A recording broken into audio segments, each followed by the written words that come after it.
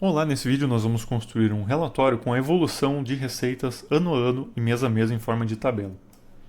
Lembrando que estamos construindo um dashboard de contas a receber que está vinculado a uma massa de dados de movimentação financeira, que contém informações como, por exemplo, a data de vencimento, a filial, o tipo de conta, se é receita ou despesa, o centro de custo, o status, valores, datas, entre outras informações. Para criar essa tabela, nós vamos utilizar o objeto de tabela dinâmica.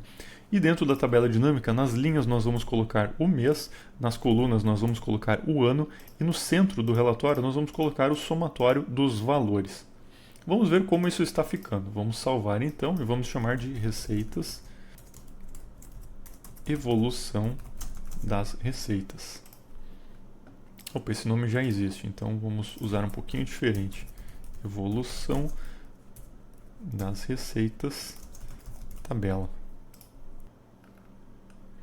Bom, então aqui nós temos uma tabela dinâmica com o total, né, o valor global de movimentação financeira. O que nós precisamos fazer é estabelecer alguns filtros agora para desconsiderar algumas informações, como por exemplo, contas a pagar não devem ser trazidas, já que a movimentação financeira tem ambas. Então nós vamos editar os filtros para que traga apenas receitas, né, apenas receitas a receber e já recebidas, e vamos trabalhar também com apenas 2 anos, né, porque muitos anos para trás não faz muito mais sentido, ok? Então agora nós temos exatamente 2 anos sendo comparados, o ano atual e o ano anterior, que foram gerados artificialmente esses dados, né, e o valor total dos dois somados. Agora eu quero mostrar aqui a diferença efetiva de um ano para outro.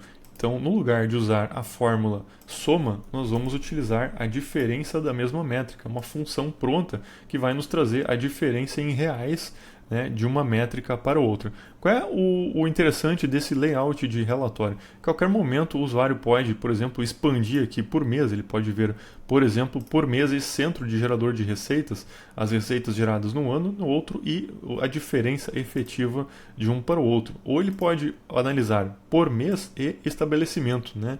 As receitas de um ano para o outro e a diferença entre elas. Então é um relatório bastante flexível de análise de receitas por ano e por mês que nós vamos acabar agregando ali junto com os demais. Então vou chamar ele aqui de evolução das receitas e vou agregar ele aqui no mesmo espaço. Então nós vamos ter aqui as receitas, o realizado e a evolução das receitas ano a ano, mês a mês.